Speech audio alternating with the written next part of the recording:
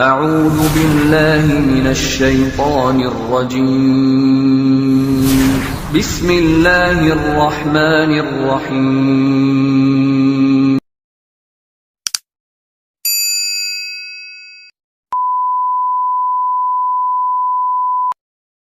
أعوذ بالله من الشيطان الرجيم بسم الله الرحمن الرحيم الحمد لله رب العالمين اللهم صل على محمد وعلى آله وصحبه وسلم أجمعين أما بعد. Saudara-saudaraku yang dimuliakan Allah, alhamdulillah kita bersyukur kepada Allah pagi ini menjelang siang kita masih diberi nikmat, masih diberi kesehatan, kesempatan oleh Allah. Yang kedua, kita juga senantiasa menyampaikan sholawat kepada Rasulullah Sallallahu Alaihi Wasallam dengan mengucapkan Allahumma sholli ala Muhammad, karena berkat beliaulah kita terbawa dari alam jahiliyah menuju alam nur, alam cahaya Islam dan iman. Saudara-saudaraku yang dimuliakan Allah, kita masih berada di bulan Maulid. Oleh karenanya pagi ini kita akan mengkaji tentang bagaimana menjadikan beliau Rasulullah Sallallahu Alaihi Wasallam sebagai idola, sebagai uswah. Ini perlu hari ini kita tegaskan lagi, perlu hari ini diungkap bagaimana pentingnya menjadikan Rasulullah sebagai idola. Mengingat hari ini anak-anak kita, generasi-generasi remaja, generasi milenial, generasi bangsa ini, idolanya tidak lagi orang-orang soleh, terutama Rasulullah Sallallahu Alaihi Wasallam, tapi idolanya malah orang-orang yang, mohon maaf terkadang dalam tanda kutip ya, tidak jelas. Idolanya kadang orang-orang yang secara moral tidak punya, bahkan secara agama juga tidak jelas. Nah, ini ada kesalahan dalam cara kita mendidik anak-anak kita dalam membangun agama ini, dalam menjalankan agama ini. Idola terbaik adalah Rasulullah. Jangan sampai anak-anak kita terhadap Rasulullah lupa, tetapi terhadap idola mereka, ya mulai dari artis, aktor, selebritis, ya misalnya pemain bola, atau pada orang-orang yang lagi populer misalnya, mereka gandrung, mereka luar biasa mengidolakan, tetapi pada Rasulullah mereka lupa. Bahkan kalau ditanya kapan Rasulullah lahir, enggak tahu.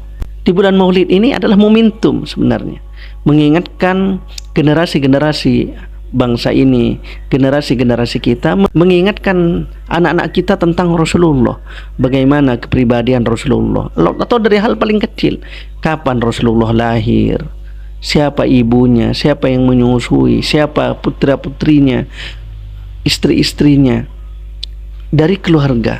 Kemudian bagaimana kepribadian Rasulullah, bagaimana akhlak Rasulullah.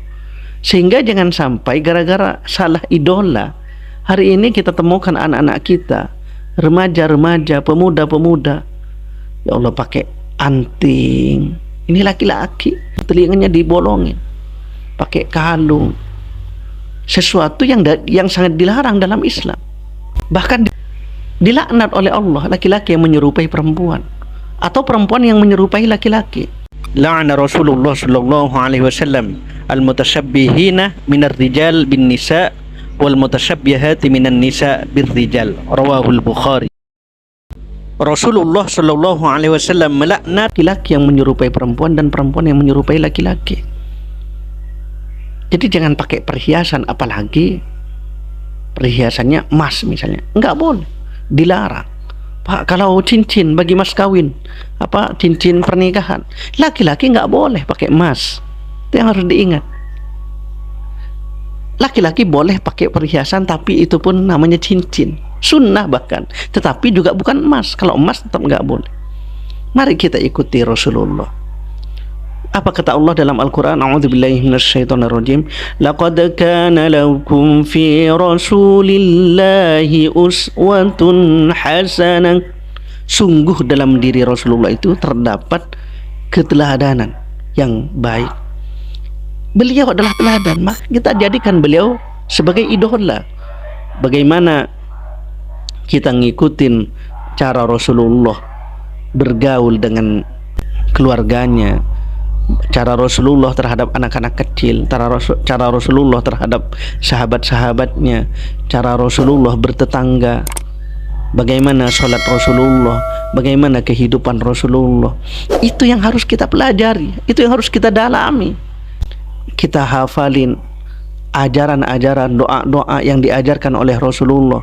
Kita hafalin zikir-zikir yang diajarkan Rasulullah. Bagaimana sholat Rasulullah, bagaimana ketika Rasulullah hendak tidur, ketika Rasulullah bangun dari tidur, ketika Rasulullah makan. Nah, itu keseharian beliau, kehidupan beliau dari bangun tidur sampai tidur kembali. Itulah yang harus kita ajarkan kepada generasi-generasi kita, anak-anak kita. Dengan cara demikian kita meletakkan satu konsep idola, bahwa idola terbaik adalah idola yang memiliki moral yang tinggi dan jelas akhlak Rasulullah. Kata Siti Aisyah, kana khuluquhul Quran. Akhlak Rasulullah adalah Al-Quran. Jadi sampai ada orang bilang, atau sampai dikatakan bahwa Rasulullah itu adalah Al-Quran yang berjalan. Nah, sementara idola anak-anak kita hari ini kadang tidak jelas, mohon maaf, kadang tidak punya standar moral yang cukup memadai. Bahkan ada yang sudah terlibat kasus, misalnya kasus tindakan amoral, justru mendidolakan. Ini kan terjadi paradoks gitu ya, terjadi pertentangan gitu loh. Masyarakat atau umat Islam malah mengidolakan orang yang justru tidak Islami. Oleh karenanya, mari di bulan Maulid ini juga menjadi momentum kita bagaimana kita mengidolakan orang terbaik, makhluk Allah yang terbaik, yaitu Rasulullah Sallallahu Alaihi Wasallam. Nah, barangkali ini singkat, semoga bermanfaat. Hadanallahu wa iyyakum, wallahu alam bisawab. Assalamualaikum warahmatullahi wabarakatuh. Thanks for watching. Dukung terus channel ini dengan menekan tombol subscribe, like, and share. Bagi Anda yang mendukung, kami doakan semoga Anda senantiasa mendapatkan nikmat dari Allah Subhanahu wa Ta'ala di dunia dan akhirat. Amin, amin, amin, ya Rabbal Alamin.